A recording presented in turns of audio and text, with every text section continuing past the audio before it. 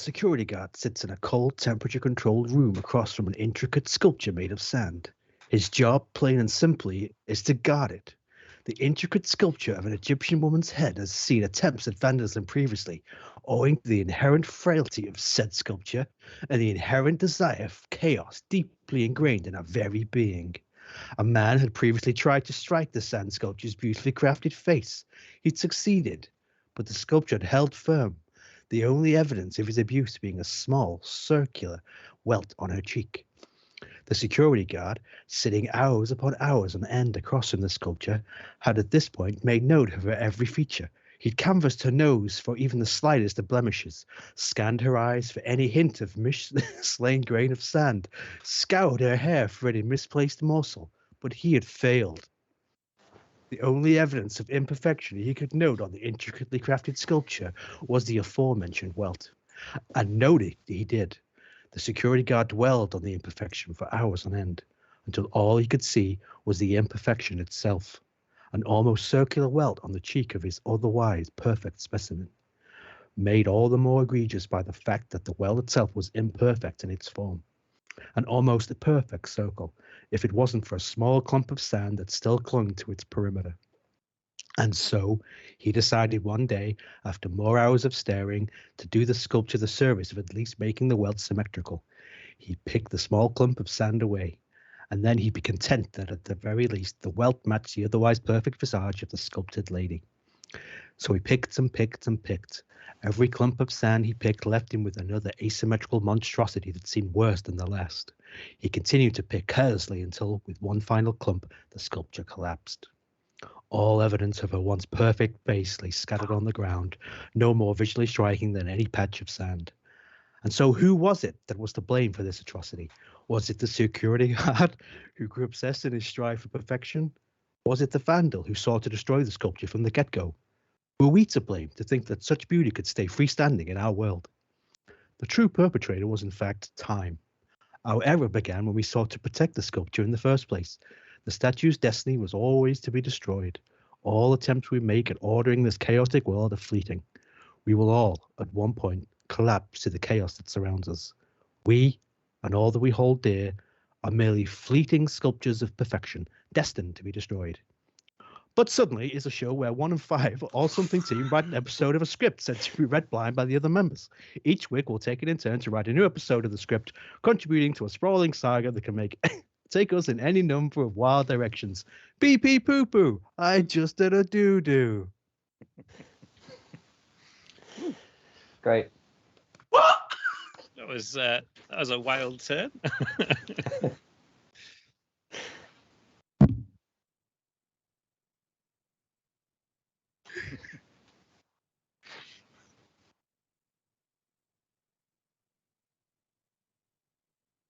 Thank you. That was that was different. I loved it. I thought it was like an analogy for writing and editing. You know, like you keep editing, you keep chipping away, and it just makes it worse, which you guys will find out shortly.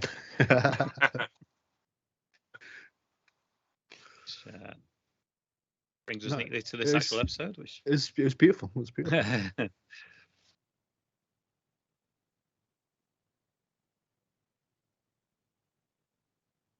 Was it? Briefly.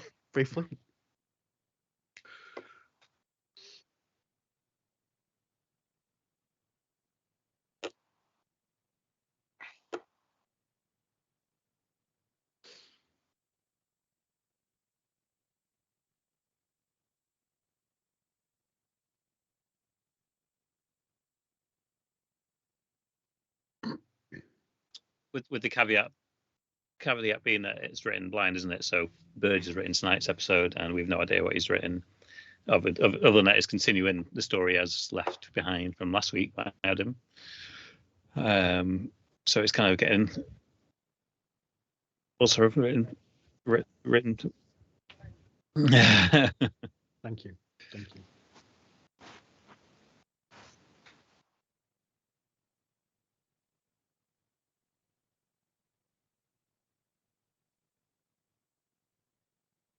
Seven episodes. It's not proud bad. of us.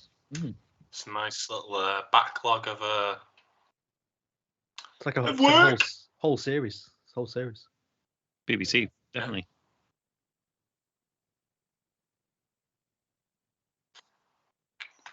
Can I quickly just point out 140. we've actually got more airtime than the book of Boba Fett. We do.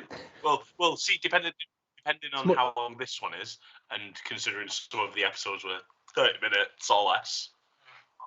It's much more engaging as well. So Because it's yes, actually about what we said about, isn't it? less sand people. And we have less wild tangents than them as well, right? Absolutely true.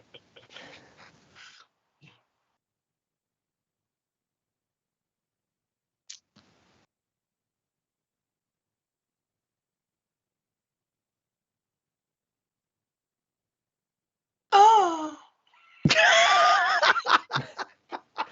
Different show. That's on Friday night. Gets a little blue. Solid. I gotcha. I'm struggling. Let's do maybe the last 2 episodes. Assume that if people are watching it, they've probably got it by now. Yeah. Oh well, or they've not got it.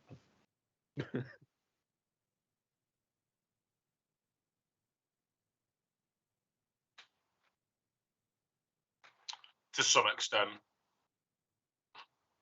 So far. 5 heroes with So like seemingly useless powers as well, I'd say. You've got a bad guy who controls time, who has an entourage of fantastic characters, and there were other heroes, but then they died, and There's one of the the sort of main mad scientist guys and the colonel who are Donald. Yeah, but he Aran. was supposed to be one of the 5. Aran. Yeah, and then. But is he really dead? Is he really dead? So- We don't know. I was going to make a prediction for tonight's episodes that Burgess is bringing Aaron back, I reckon. No one's really dead in but suddenly, Ali, let's be honest. No one's really dead. No. So.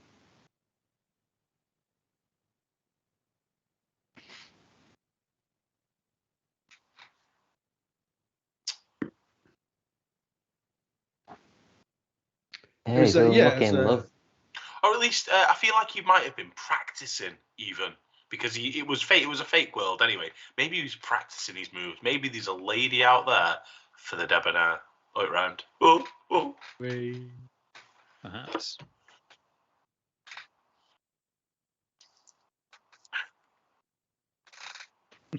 I think it sort of makes sense that Dr. L is a little bit androgynous anyway. Yeah. You know, like it's a weird character, isn't it? So it doesn't really matter. I think that really comes to life in the performance as well, I would say. Yeah. could be from anywhere.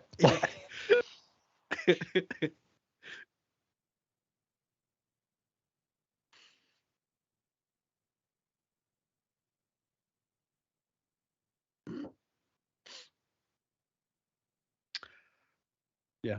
That's why I tried to make it all women last week, really. It was great. There's no.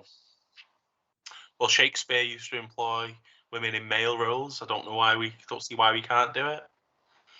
It's true. Disappeared, Philly. Should be here. Can you hear me? You can hear you.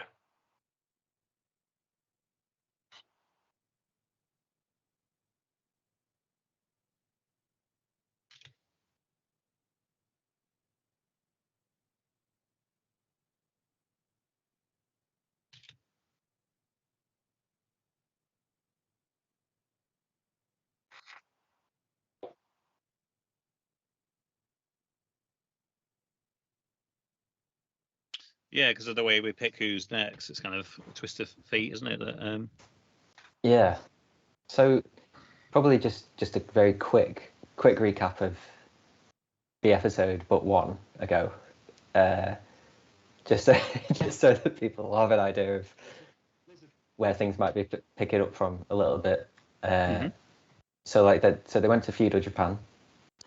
That was the thing, and the cliffhanger in that episode was that there was a photograph that Zeep produced, photosynthesized, Luke, and Dr. L, the Colonel, and Zeep looked at the photo, but we've not yet seen what was on the photo. But it was something that shocked them. So that was the cliffhanger from that episode. And then in the last episode, we went to New York in the Life Mac and had a nice little rom-com for ourselves, which was great. Yep. And the cliffhanger for that one, which is written into the script, so you'll hear it shortly, is the Life Mac revealing that it was the Debonair the whole time. What was a perfectly masked sort of twist that nobody saw coming in any way, obviously. So, including yourself. It's like M. Night Shyamalan level of twistage at the end of that episode. It made my performance very difficult, though, because obviously I'm the Debonair, and playing someone who I'm a Debonair, bitch. Yeah. Yes, we Debonair. Had like a 15% inkling at the start of his entrance into the episode. This guy could be the Debonair, so I had to like.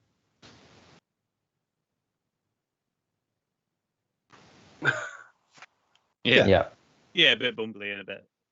Yeah. It was perfect, picture perfect.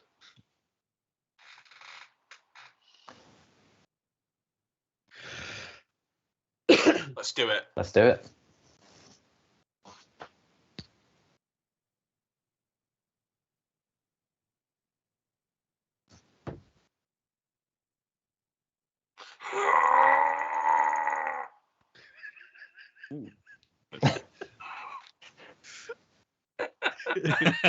Just kept it going. You put me on the spot, so I put you on the spot.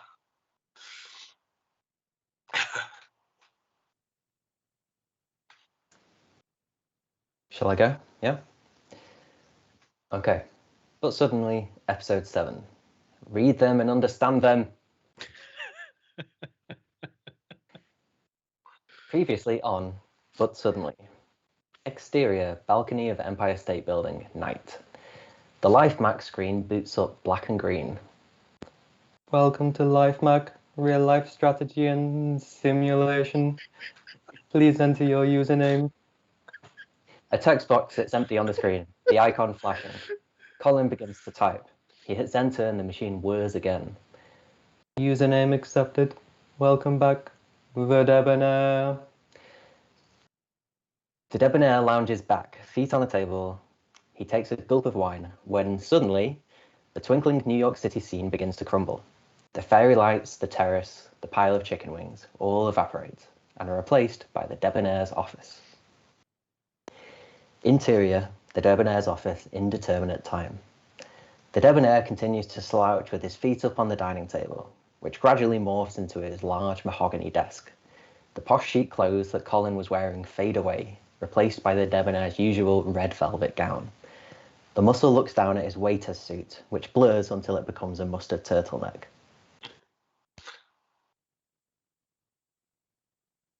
Andrew, it was but 5 minutes ago that I told you to keep your disgusting mouth closed, and to think I only recently rescued you again from death. The monitor starts to chuckle. Oh, rescued. Very good, Your Eminence. The Debonair throws the rest of his wine in the monitor's face. Get your tongue out of my ass, man. No one likes a sycophant, you OCPS prick. The entourage shrink away, preparing for one of the Debonair's more dangerous outbursts. Instead, he slumps back into his chair and chugs from the bottle of wine. Whose idea was it to do a live stream anyway? If you remember, sire, it was actually... it was actually...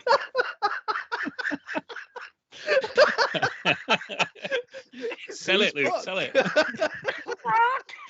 was actually to try and help you forget about the cone men. Yes, well, now you've just reminded me of them all over again, you beaky fuck. As if it wasn't bad enough that I'm hopeless at love. I should apologise, Phil. You're gonna come in hot in this episode. Yeah. The debonair takes another chug of wine and smashes the bottle on the floor. It's clearly already taking effect. He begins half singing softly to himself. Oh, to be unlucky in love, to be just so very, very unlucky in love. Perfect. The entourage backs away to one side of the room. The mind picks up the mouth and holds him up at head height. What shall we do? I've never seen him like this. Well, that's hardly surprising, is it? Johnny come lately, am I right? You got here at the same time. What? No, that was just an expression. Look, we're no good to him when we're squabbling like this. The other three look at the monitor with derision. Jesus, you can't stop sucking up, Susan. Listening. Where's Susan come from? Why not? I'm not changing anything. I'm not changing. I mean, Don't change it. Yes, thank you. I realise that, Clyde. I'm just suggesting we need to figure out something soon. Why do you think none of us have ever seen him like this before? It dawns on the mind and the mouth that there's a high likelihood that they have seen the debonair like this before, but they haven't survived to remember it. The muscle nods, pretending to understand as well.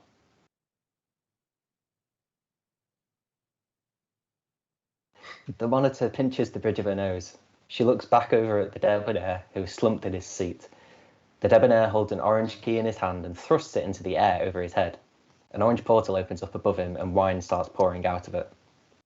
He opens his mouth wide, drinking as much as he can, and sings as the wine gushes everywhere.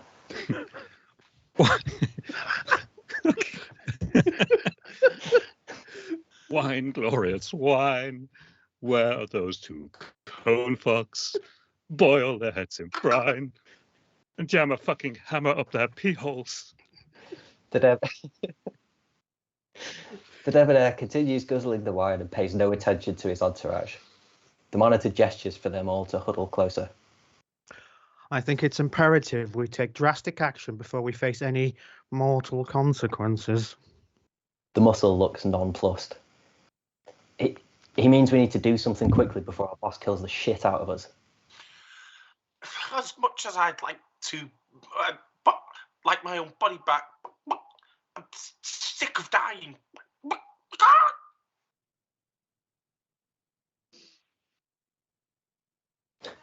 What a ridiculous idea. Debonair, sorry. That.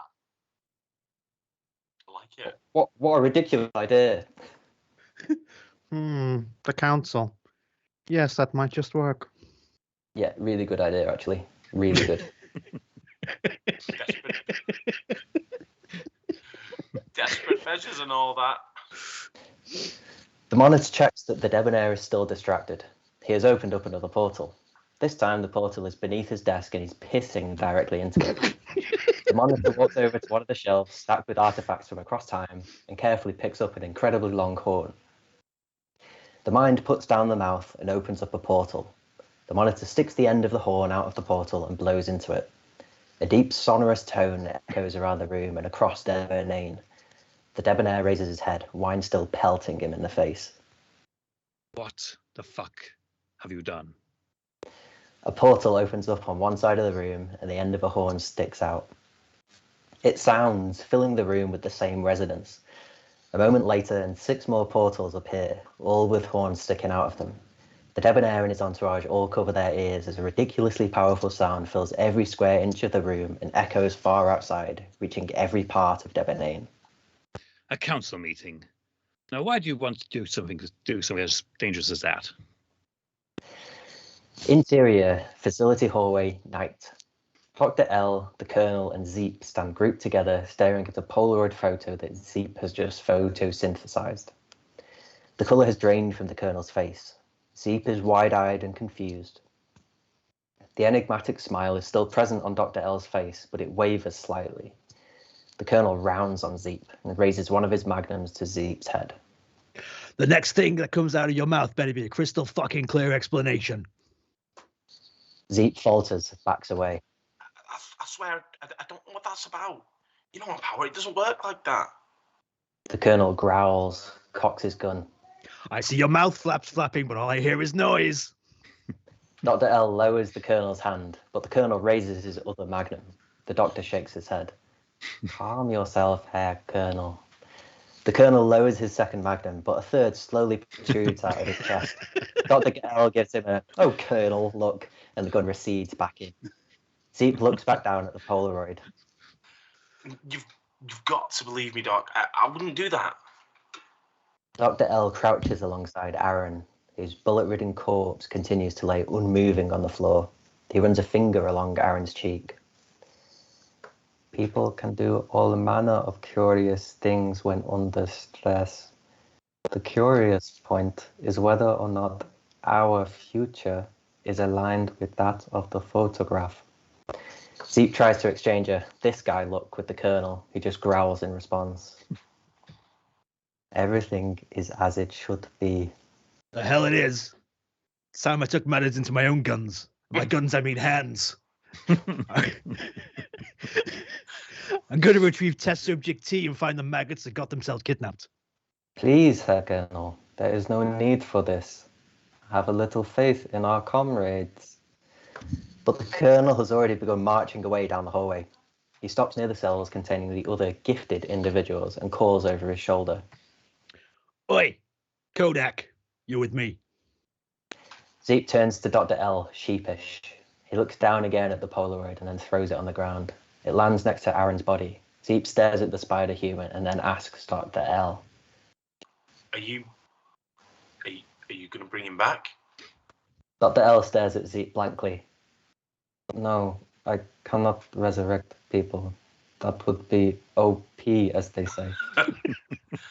It's just, you did the whole fox and spider thing. I kind of just assumed Aaron was a spider and that somehow he'd come back. Oh, dear Zeep. Zeep waits for Dr. L to elaborate, but he doesn't.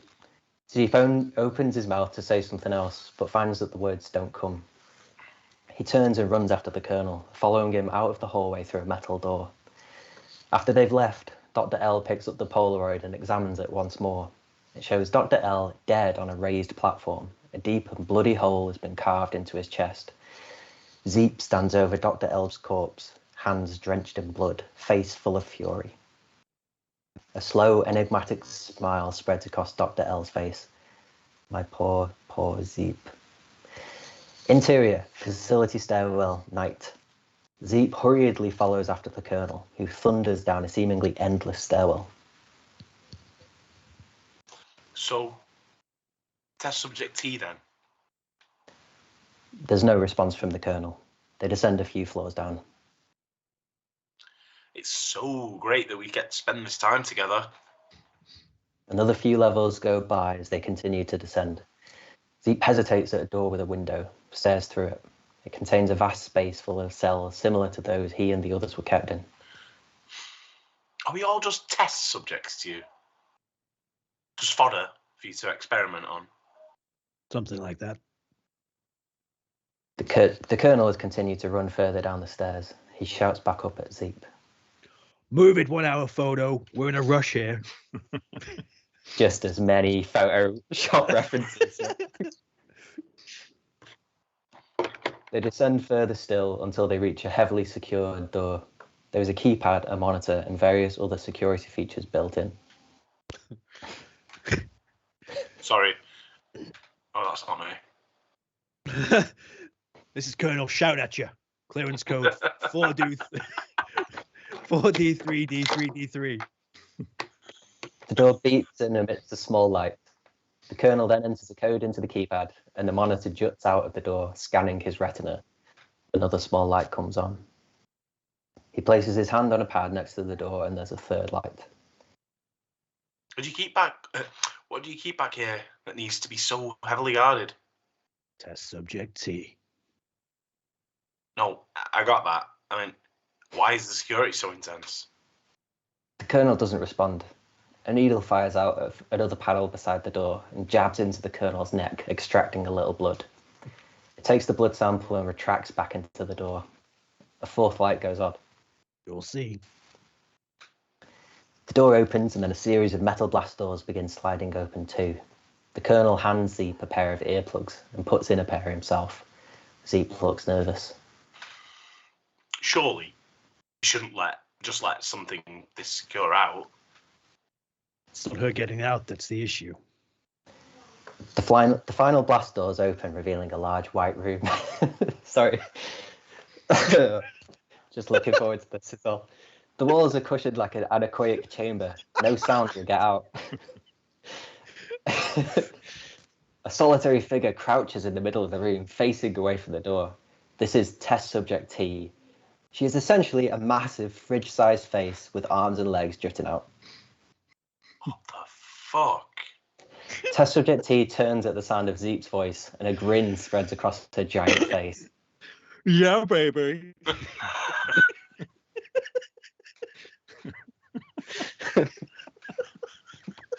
left, sir.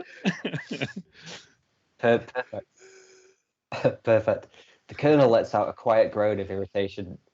She's just really fucking annoying. My wife.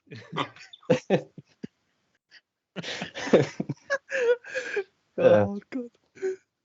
The look of utter battlement cast upon Zeep's face slowly gives way to abject horror as Test Subject T opens her mouth impossibly wide and the Colonel steps inside.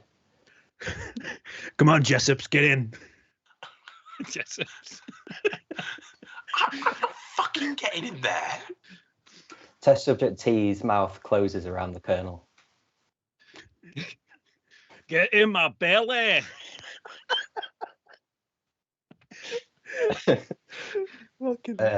She opens her mouth wide again and the Colonel looks sternly at Zeep, gesturing him in once again. Zeep cautiously walks inside and the mouth closes around them. I'll be back. The air around Test Subject T shimmers, bends and folds in on itself before she disappears from the room. A split second later and a shockwave hits the walls of the padded room. Thanks, Phil. That was intense. Really, really stupid. Exterior, quaint Japanese village day. The same small village as earlier.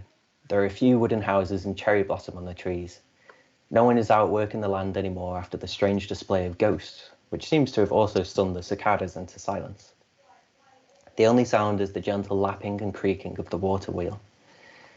Skimp and Arduous are bound with rope back to back. Clyde, in his Ronin gear, paces back and forth in front of them. A short distance away, Ramon, Ted and Ellie sit together in a field observing. Well, what now? I don't know. Ted takes out the orange key and turns it over in his hand. One hell of a risk, though. We could end up in a black hole. Or in Morecambe. Ellie looks at the other two, but the location-based joke has not landed. Ramon takes the key from Ted and then stands up.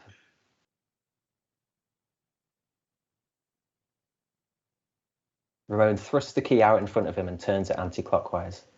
An arc of orange light slices a circle out of the air and a portal appears in front of him. Inside is the same landscape, but it has been completely ravaged. The water wheel is still there, but it is now mechanized. Instead of water, blood is being fed onto the wheel, which seems to be powering some kind of generator. You're just working that out now? I figured that out right up. Sorry, I figured that out right about the time of freaking lizard queens out of my face.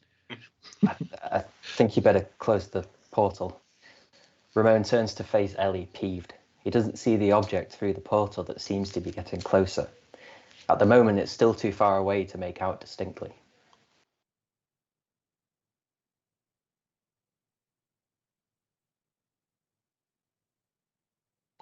It's not that, I just think you should close it now. She's right, Ramon. You better close it. The object through the portal is much closer now. Ellie and Ted can make out that it's a humanoid robot, and it's sprinting straight towards them. Ramon puffs out his chest and bumps up against Ted.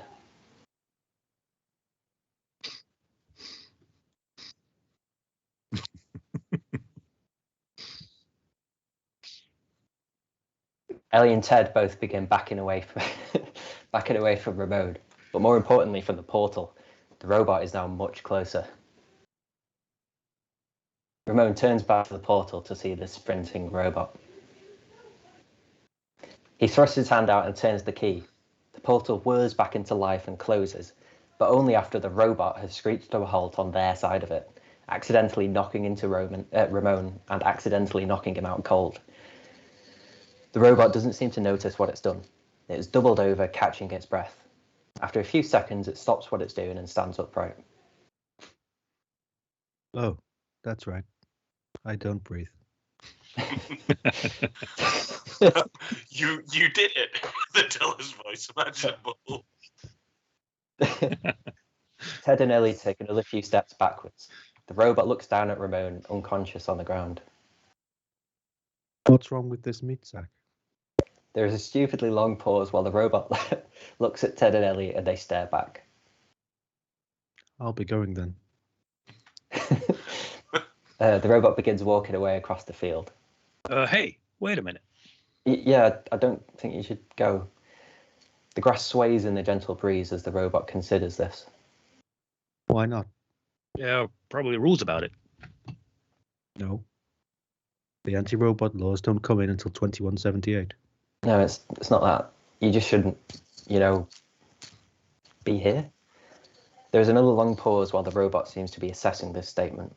But then it suddenly thrusts out its hand, which turns into a blade and blocks in its slice from a katana. Clyde stands behind the robot, katana in hand. The robot brushes the sword aside and turns to face Clyde with uninterest. Clyde thrusts forward, pivots around the robot's blade hand and attempts to strike it in its back. A shield materializes in time, blocking the attack. You fight quite well for a meat sack. Clyde dances around the robot with his blade, but the robot evades or frustrates all of his attacks, worryingly easily. Nearby, Ramon comes too. Once he sees what's happening, he quickly scampers back towards Ellie and Ted, who are watching the fight with trepidation. Welcome back, boss man. Any ideas? Yeah, you might want to put your street smarts to use right about now. Oh, wow. That hadn't occurred to me. How about you, Ted? I wish you told us you were in Mensa. We could have saved ourselves a lot of time.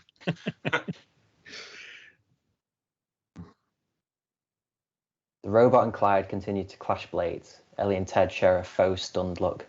Wait, while they're distracted. Are you sure we? Are you sure we shouldn't wait until paying attention? Ellie takes out the purple key and gestures for Ramon to give her the orange one. When she's holding them both, she thrusts out her arms and unlocks a small portal, too small to fit through. A little on the small side. Ellie, Ted and Ramon look back to the robot.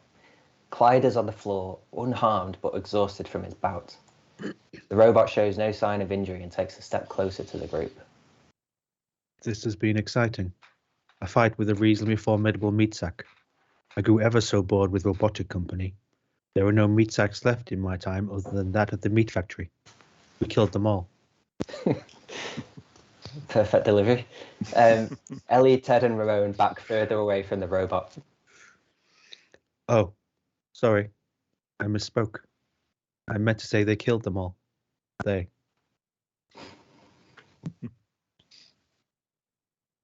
No. There's no pleasure in killing meat sacks. They're just simple bags of flesh. I could crush all the bones in your body with a little finger. No, not for me. Ellie tries to subtly turn the keys in order to summon a larger portal, but nothing happens. The robot instantly marches over to her. You were doing it incorrectly. It gestures for Ellie to hand over the key. She looks to Ted and Ramon for support, who both shake their head no.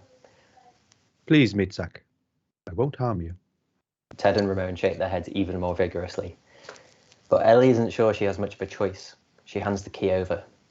The robot takes it and looks it over, and then thrusts it out, creating a much larger portal than they've seen before. Like that. The robot closes the portal. It's about to hand the key back to Ellie, but then hesitates. Let me come with you. I would very much appreciate the meat sack company. It might help me make sense of this questionable planet. Doubt it. This seems like a really bad idea. Oh, do you not want to be in charge anymore?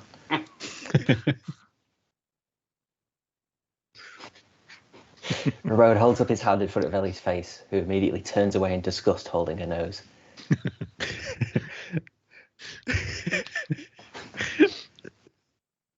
Yeah, I was like, what's cabbages a reference to? I'm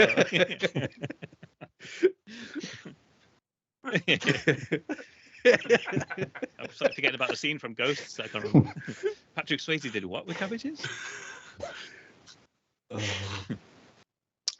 This is the thing with meat sacks. They squabble. Would that get irritating over a long period of time? Probably. Irritating enough to murder them. There is another long pause while the others wait for the robot to answer the question. It doesn't. Well, I'm ready to leave. Clyde has stood back up. He's drenched in sweat but otherwise unharmed.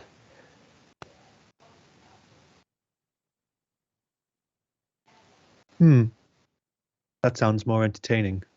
I'm in. Sorry, meat sacks. I'm going to go with this slightly more capable meat sack. Argios calls over from afar. He is still bound with Skimp. Don't leave us here, you imbeciles. We have no way back. The robot looks back at Argios and Skimp. The rude meat sack asks for help while being rude.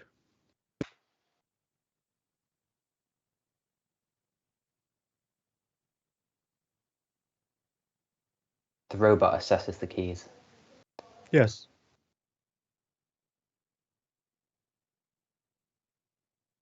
Ellie, Ted and Rowan huddle together once more. I say we go with them.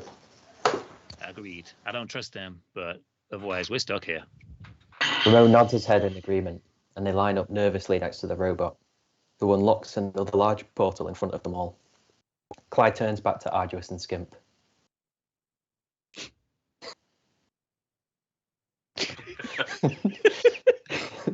Clyde walks through the portal, followed by the robot and the others. Argios looks aghast. There's absolutely no way I'll say any such fucking thing. You got it, my dude. Argios tries to give Skimp a withering look, but they're tied back to back, and he can't shift his restraints. Stupid samurai and his proficiency with those stupid ropes. That guy was so cool. Stop gushing all over him and help me with these restraints. They try to unfasten the ropes, but it's futile. Argios spots the riverbed. Let's move over to the water. There might be a sharp rock we can use. Argios and Skimp begin scooching and shuffling over to the river, completely out of rhythm with each other. It's about the least dignified thing anyone has ever seen. My bum hurts, dude. I don't care if your bum hurts. We need to... There's a flash, a bang, and then all of a sudden a massive face with arms and legs appears in the Japanese village in front of Argios. Here's Johnny. What the absolute living fuck is that? Test subject T turns slowly to face... Test subject T turns slowly to face Argios. A huge smile spreads across her huge face. Shagadelic, baby, yeah. Test subject T starts humping Argios. Ah, Jesus, get it off me! Get this fucking thing off me! I don't know this reference. You're my wife now, Dave. Pretty close. Pretty close. David. The long, thin barrel of a rifle shoots out from a gap in Test Subject T's mouth, straight into Argios' own mouth. He chokes a bit as it goes slightly too far in. Test Subject T's mouth opens wider, revealing the Colonel and Zeep. That's the least of your worries. Now where the fuck are my people? The Colonel retracts the barrel of his rifle so Argios can answer him. You just missed them. Please, it wasn't our fault. They've been taken to Debonain. What? We tried to stop them. I mean, true, that's why they were trying to take them originally, but then they got the better of us, and please, fucking God, call this massive face thing off me. Judge me by my size, do you? The colonel rubs the side of test subject T's face and she stops humping Arduous's legs. Debonain, it's worse than I thought. Your maggot friends have got themselves into a world of trouble. Right, this is going to be tricky. Eat them up. They're coming with us. Test subject T opens her mouth even wider and starts waddling towards Arduous and Skimp. Arduous writhes around in protest, horrified. The snozberries taste like snozberries. Test subject T gobbles up Arduous and Skimp, and then after a few seconds, within which we hear their muffled cries, she winks out of existence. A shockwave sends the water wheels spinning like crazy. Exterior Debonain, indeterminate time. At first glance, it looks like a normal city. There are tall buildings, shops, houses, children playing, friends chatting, business people businessing about. On closer inspection, the fear that sits behind everyone's eyes is obvious. They look up cautiously to a large raised platform.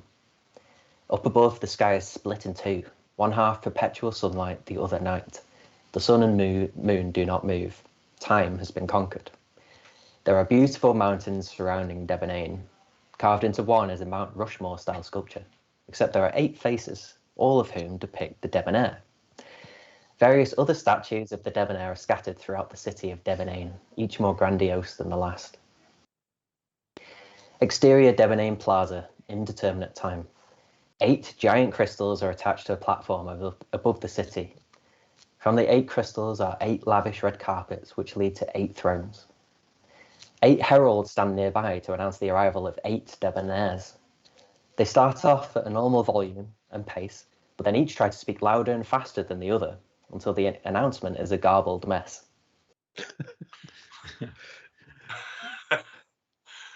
Mighty Master of all all that that is, will be and ever ever was. Following Following his his commandments commandments overflows time itself. The debonair Has a fast word. Every country. Every most powerful Debonair Debonair has crushed all. I don't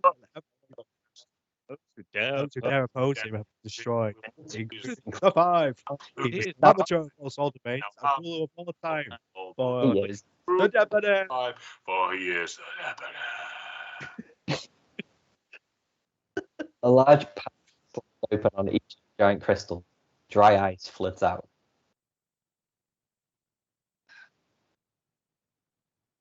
Shut up, man! I heard you drop your intonation on the 5. There's no way he didn't hear it. Shh, my Debonair is coming. They're all coming at the same time. That's the whole point. The 5th herald goes to speak, but catches himself just in time as 8 debonairs walk out from the crystals, followed by their remarkably similar entourages. The debonairs are all the same person, but there are subtle differences between them. One of them carries slightly more weight, one of them wears a large glittery crucifix, and when he smiles we see diamond grills in his teeth, and one of them has frosted tips. They make their way to their thrones and sit down, their entourages shuffling awkwardly behind them. The debonairs stare at each other for a while, icily. Debonair number 2 stands up, almost identical to the debonair. Well, it's a lovely Devon evening for it. Beautiful. This, Beautiful. This garners the requisite polite laugh from the others. Firstly, let me say a very good Devon evening to you all. I know we don't Devon meet as often as any of us would Devon like, but I hope you all have been having a good Devon year so far. Oh, good Lord. Just get on with it already. This guy's a real Devon asshole, am I right? This gets much more of a laugh from the group. Debonair 2 sits down. Perhaps you would like to Devon lead the Devon meeting then. The debonair sighs and rolls his eyes. He stands up and excessively clears his throat. Fine, fine.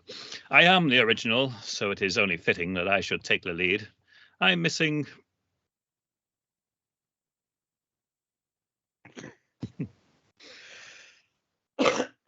You've got to be joking. There's no way such an inferior debonair could be the original. It's clearly me. I should lead the meeting. Yo, yo, yo, that she's great. I'm number one. Anyone know it? Want the real debonair? Please stand up. Debonair number 7 goes to stand up, but stops at the sound of a loud gun firing. The debonair stands holding a large pistol. He points it at debonair number 7. The other debonairs draw a wide assortment of weird weaponry and all point it at each other.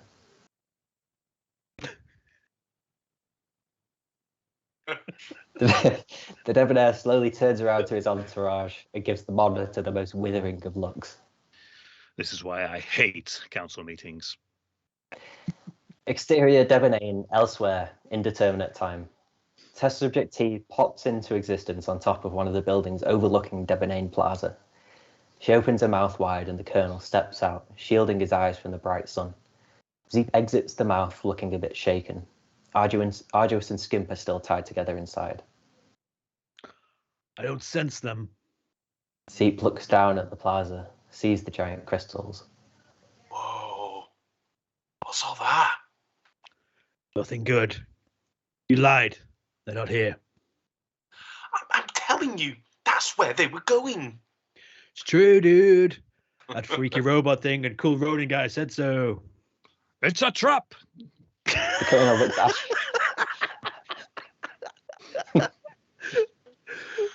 Oh, the colonel my looks God. ashen-faced as he works out what has happened. You said a robot. Are you sure? You're talking to me? Yes. Well then, who the hell else are you? You're talking to me?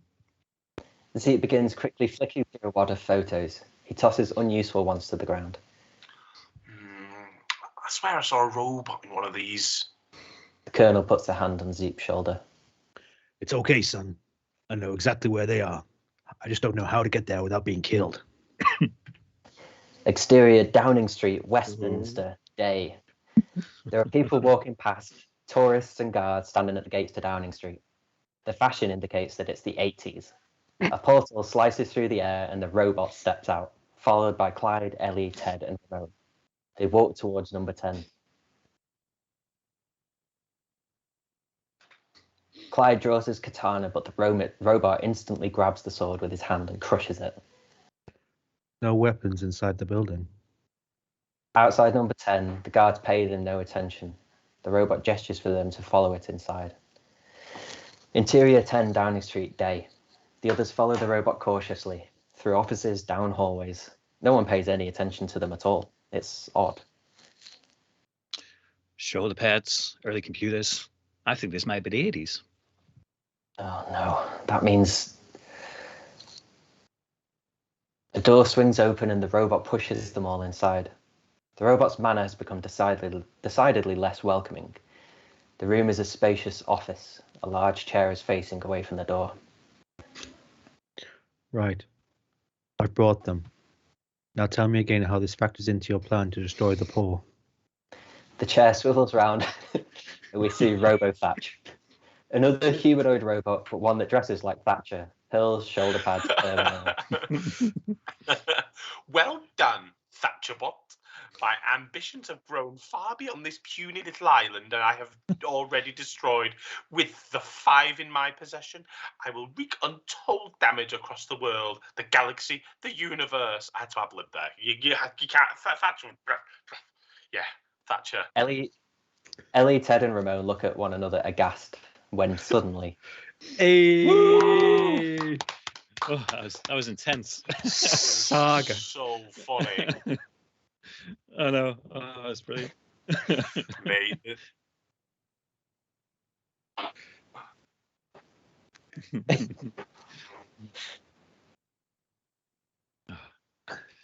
Yeah, top job, man. Burge, can I ask? I think I know the answer. Was that what?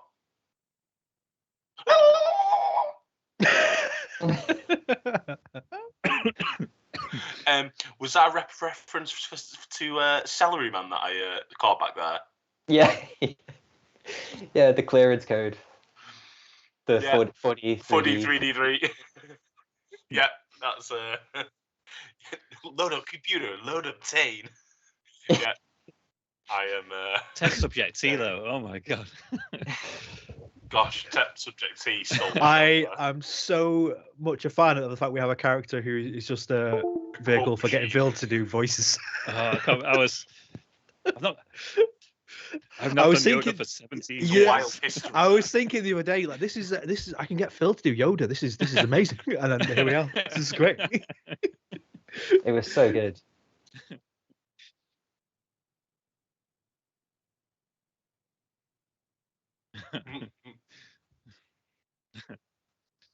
Yeah, I just thought it'd be funny if there was, like someone that had really out of date references. Yeah. Like that was all it said was like Austin Powers and stuff like that that no one ever references anymore. Do you know what? It must be so entertaining and easy writing for the Debonair because you can just go wild, really, can't you? Yeah, Just it's definitely. like I loved all of your debonairs. I saw my name and I was like, here we go. This is gonna be fun. Then The rap. read the actual part. Yeah. So Luke's Debonair. There's Iolo's Debonair. Yeah, great. And then It was great though. You did a great job. thank you. it was really good, Burge. I really enjoyed that. Yeah, loads of things.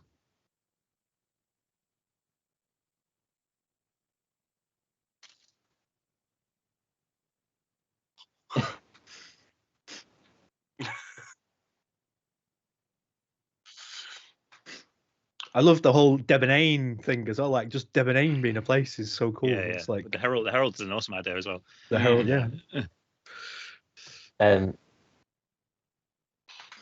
Yeah, with Dr. L, yeah. I forgot about that. That was so long ago. So much has happened since then. Yeah. It's a lot to unpick. It is. Yeah. It's dense. It was dense. I tried to leave like loads of different routes, Yeah, for the next person, very just so that generous. like Yeah. if you want to stick with the Robo Thatch thing, then you could, or you could go back to Dr. L or like the gang, Debonair or wherever. Yeah, it's a good shout.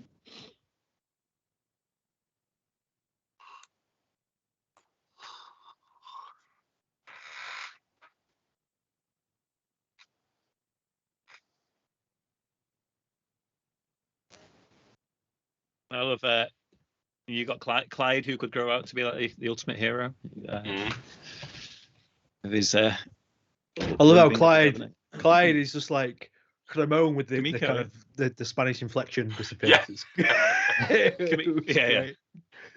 Yeah, he's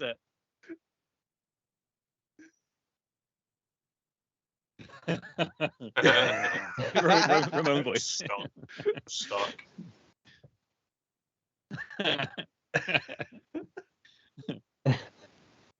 Kamiko, was that the name you suggested like 10 weeks ago?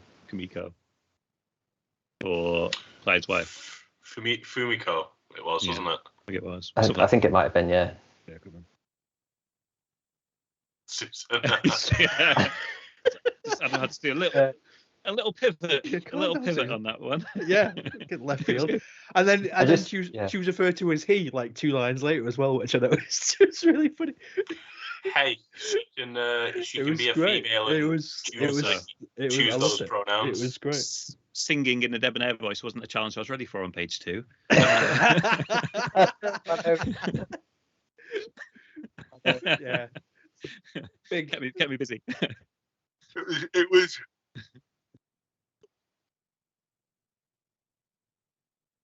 You had to skim. Yeah. Took Like the this. kernel. It was. Yeah. There was a lot of bounce around. It's bizarre when a couple of your characters appear on screen at the same time. I know. I tried to avoid it as much as possible, but there are some plot things where I was like, I think it makes more sense if they're all there. So, and sometimes you want to take advantage of like Skimp being a surfer dude, but I tried to like not give Skimp many lines because obviously you had a lot else going on. And then the thing was like, because I wanted to give Iolo a bit more to do in this episode, but then because I'd given you the Lizard Queen, the Queen in the last episode, I was a bit like, Well, I don't want Iolo just to be my fall guy for all the weird characters.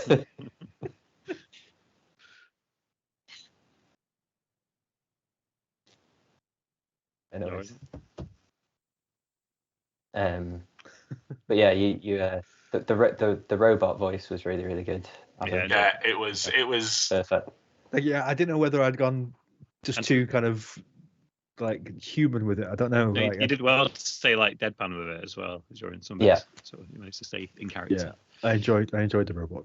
Robot was cool. I thought the human-esque aspect of it was good, though. I thought that was rather than just always falling back on that typical. We've got enough typical robot voices through the show so far. Yeah, I mean, I'm not getting anywhere near Burgess' robot voice. So No. yeah, Yeah. Turret and life back. I've already just spotted in the script that you put hand forward Parish Council as well as the direction for Yeah, yeah, number 4. Some really good sort of direction with the voices. I enjoyed that.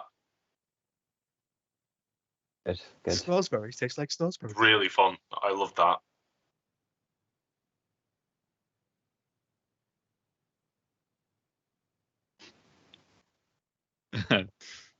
Within 7 episodes. Doesn't this feel more like season 5? Yeah.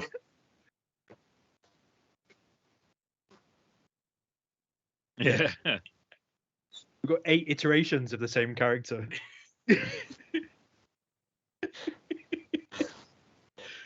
I just yeah. Yeah, Let's spin the wheel. I was just gonna yeah spin the wheel. It's time. Spin the wheel. But I want Burgess' point.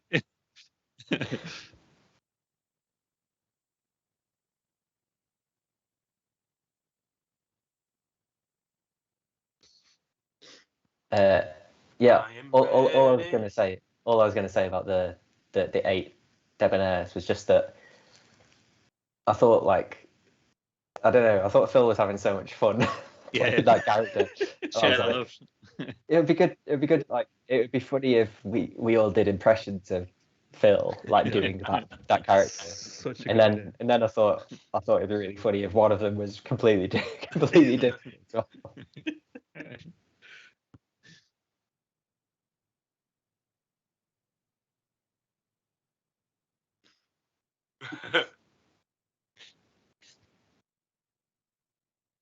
Yeah.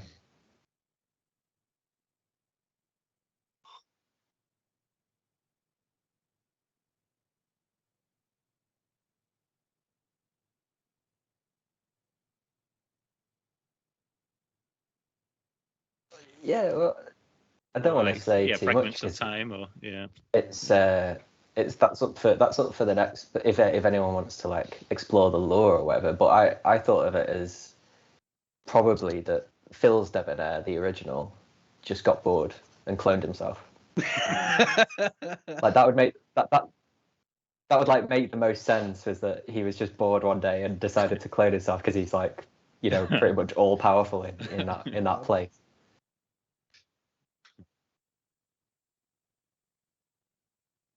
Yeah.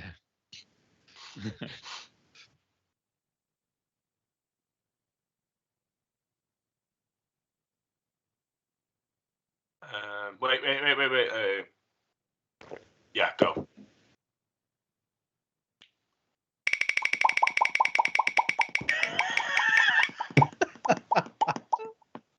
Yes. Woo! Oh, it's so funny. I was hoping for a little slowdown on the spin so Luke could go.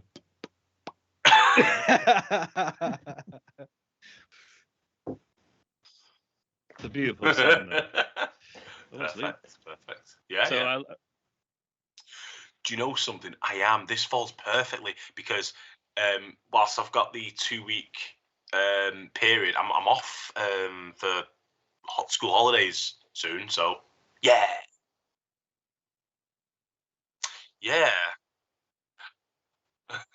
No, I'll be off. I'm going to take my time. Home on the last day, Yellow. Home on the last day.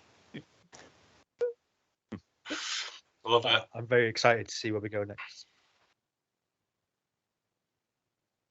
I'm happy with that. I'm happy with that. Do No you have subsidies. any? Sorry. No, I said no subsidies. Yellow. Yeah, no subsidies. I won't substitute this time. No, I have no idea which way I'm going to take this. Oh my god. There's a lot. Yeah, to be fair, though, like you said, Burgess has been very generous in where you could go with it. There's a lot. There's a lot there. Threads, yeah. I know. Yeah. Yeah. Well, I will muse on this and come back to you.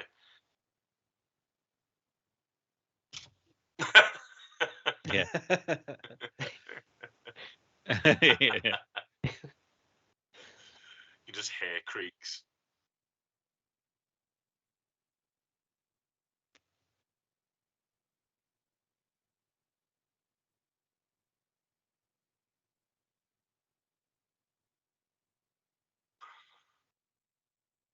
Yeah, and then I had to carry it on myself. Yeah.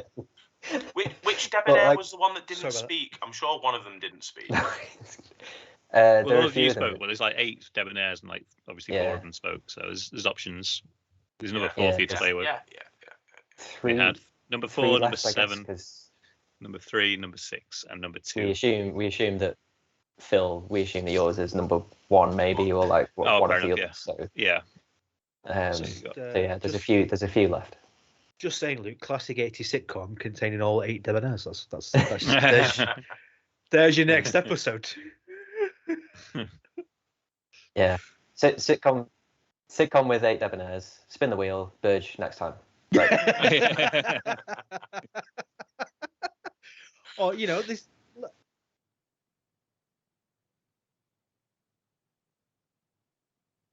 Yeah. Ocean's 11 style thing with 8 debonaires. You could do that. Yeah. Debonorgy.